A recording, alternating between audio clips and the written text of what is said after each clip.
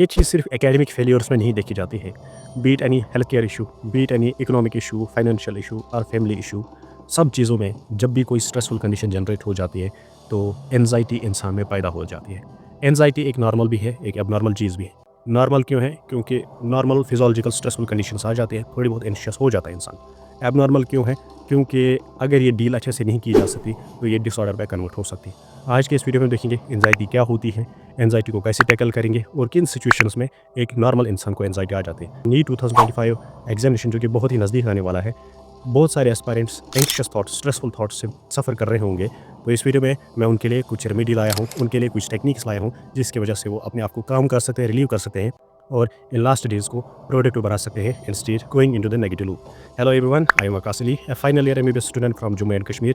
This video is very important to all of the aspirants, be he the proper, average or dropper or poor student in excellence so far for NEET examination. सबके लिए important है।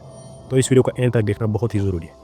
I am not asking for views, I am not asking for revenue from this video, but ये video मेरी mental health के लिए भी important है। So let's dive in this video.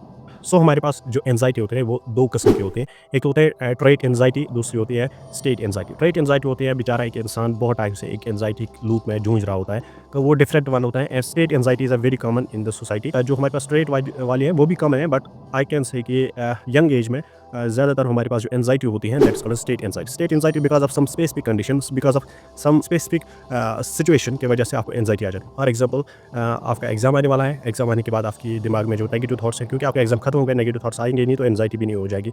दूसरा हो गया, कोई मान लो क्रिकेट मैच चल रहा है, आपने बैट लगा लिया, ऐसा समझ लो कि अगर आप हार गए तो उसकी वजह से आपका नेगेटिव थॉट आ रहा है, बट अगर आप जीत गए तो नेगेटिव थॉट रहा ही नहीं, तो आपकी एनजाइटी भी चली जाएगी। सो बहुत सारी सिचुएशंस ऐसी हैं जिसमें आपको क्या है कि related to some specific situation आपको एक नेगेटिव थॉट होता है, और सिचुएशन जब भी खत्म हो जाते हैं और थॉट भी खत्म हो जाते हैं। So this is called an state anxiety, and usually हमारे सारे नीट एस्पायरेंट्स में यही स्टेट एंजाइटी हो जाते हैं। तो इसके बारे में हम इस वीडियो में डील करेंगे। हमारी कॉग्निटिव वेलबींग होती है, इसमें एक टर्म होती है दैट्स कॉल्ड एरोजल। एरोजल आप ऐसे समझ लो कि आप कितना इफेक्टिवली डील कर सकते हो बाय योर माइंड, ठीक है।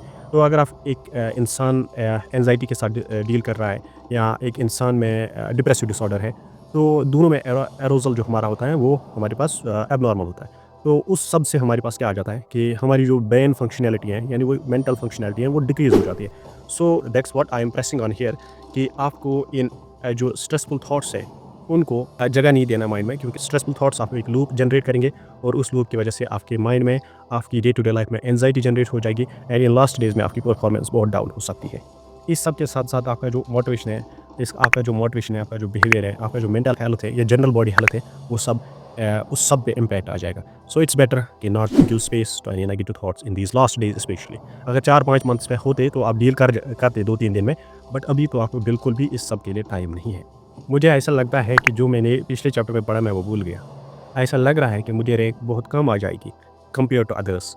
ऐसा लग रहा है कि अगर मेरी सिलेक्शन इस बार नहीं हुई तो मेरे रिलेटिव्स एंड मेरे पेरेंट्स मुझ पे हंसेंगे, मुझे ताने देंगे। और ऐसा लग रहा है कि एग्ज़ाम के दिन अगर मैंने सारा भी पढ़ा है, मुझे ऐसा लग रहा है कि मैं बहुत ही बैड परफॉर्मेंस दूंगा। अगर आप ऐसे थॉट्स से जूझ रहे हो, these are the stressful thoughts and those are the precursors I can say for what is called as anxiety. अगर आपने पूरा सिलेबस कवर कर लिया है, इट्स नॉट कि आपको कुछ नहीं आएगा। 10 क्वेश्चन में तो 5 क्वेश्चन तो डेफिनेट आएंगे। हाँ, मान लेते हैं कि आपकी सिलेक्शन नहीं हो सकती, बट 10 में तो 5 क्वेश्चन तो आप कर सकते हो ना।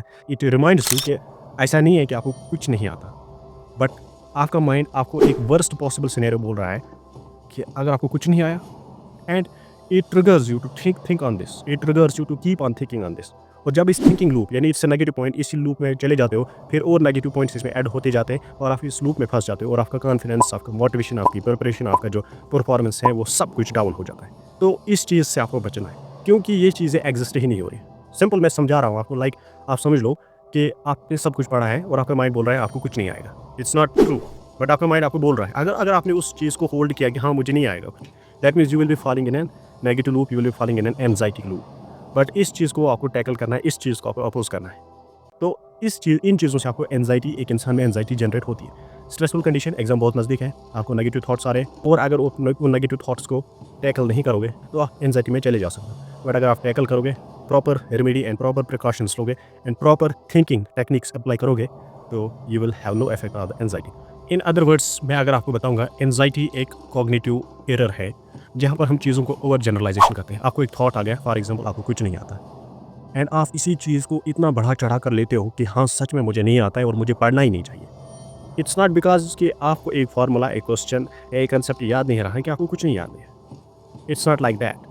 तो ओवर जनरलाइजेशन, कोई नेगेटिव थॉट आए उसकी ओवर जनरलाइजेशन करना या उसी नेगेटिव थॉट को सच मानना, जब आप ये करोगे तब ही आप एक एंजाइटी लूप में चले जाते हो। I know this video is, you may be thinking कि ये वीडियो बहुत ही लेंथी हो रहा है, अब मैं इसको स्किप भी कर लेता हूँ, but this is the one of the important part of this video कि मैं कुछ आपको tips and tricks and techniques share करूँगा आपके साथ इस वीडियो में कि how you gonna to tackle these stressful, these negative thoughts, और if you are in anxiety loop. अभी से ही अपने माइंड को एक चीज़ के लिए ट्रेन कर लो कि just because I had a negative और a bad thought, it's not true. For example, आपको एक थॉट आ गया कि आपको मॉडर्न फिजिक्स के क्वेश्चंस नहीं आते, बट आपने इससे पहले कर लिए थे, आज आपको थॉट आ रहा है कि आपको नहीं आता है।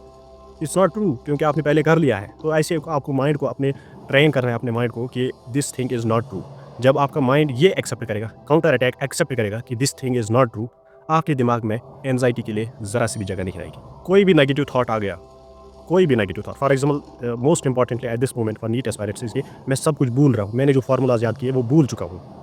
Don't accept it but bring evidence. आप एक ब्लैंक शीट लो, फॉर एग्जाम्पल मॉडर्न फिजिक्स के, आप सोच रहे हो मॉडर्न फिजिक्स के सारे फार्मूलाज मैं भूल चुका हूँ, या क्रिब्स साइकिल का जो साइकिल है मैं भूल चुका हूँ, ग्लाइकोलिसिस के जो स्टेप्स है मैं भूल चुका हूँ। एक ब्लैंक शीट लो और ट्राई करो कितना आपको याद है। अगर आपको उसको 10%, 20%, 30% भी याद है, that will give you as such a boost कि आपका जो नेगेटिव थॉट है ना, ये कहीं का नहीं रहेगा और ये भाग जाएगा। बोलेगा भाई साहब ये क्या कर लिया, मैं तो अपने लिए जगह ढूंढ रहा था, आपने तो इसके खिलाफ ही एविडेंस आया।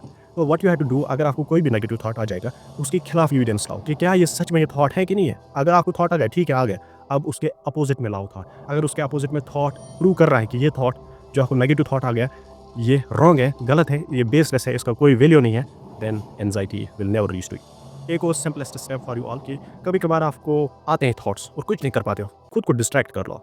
जब भी आपको लग रहा है कि नेगेटिव थॉट दिमाग में जगह बनाने की कोशिश कर रहा है, उठो, बुक्स बंद करो, 10 मिनट 30 मिनट्स तक कोई ऐसी एक्टिविटी करो जिसकी वजह से वो थॉट उसके लिए मतलब ब्रेक आ जाए दिमाग में।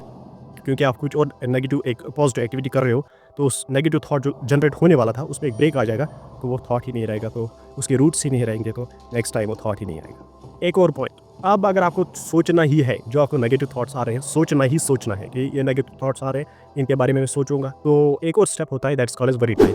आप एक 24 आवर्स में एक स्पेसिफिक टाइम रख सकते हो, हाफ एन आवर और 1 आवर, जिस टाइम के दौरान आप सारे नेगेटिव थॉट्स के बारे में सोचोगे। एक स्पेसिफिक टाइम आप रख सकते हो, नेगेटिव थॉट्स जो आपको दिन में आ गए उनके बारे में एक स्पेसिफिक टाइम पे सोचोगे और उनके खिलाफ एविडेंस या बाकी सारी जो स्ट्रेटजीज हैं, टेक्निक्स हैं, वो अप्लाई करके उनके खिलाफ आप एक एक्शन लोगे, अपनी तरफ से माइंडफुल एक्शन लोगे, ताकि उन स्ट्रेसफुल थॉट्स को आप एक या तो उनका सोल्यूशन निकाल सकते हो आप, या तो उनका आप ऐसे कुछ इंप्रूवमेंट खुद ला सकते हो ताकि वो नेक्स्ट टाइम वो स्ट्रेसफुल थॉट्स या आई कैन से एंग्शियस थॉट्स आपको ना आए। सो जो मैंने सब इस वीडियो में आपको बोला, उसको एक last line as a cracks और समरी पे बोलूँगा। जब भी आपको एक नेगेटिव थॉट आ जाएगा, counter it with a positive thought और counter it with a proof, counter it with a evidence कि ऐसा कुछ नहीं है, देन सब कुछ आपके लिए फाइन रहेगा, सही रहेगा, and your preparation will be on the track. All the best for your NEET examination, and never give a space to negative and anxious thoughts. Thank you and stay tuned for next upcoming video.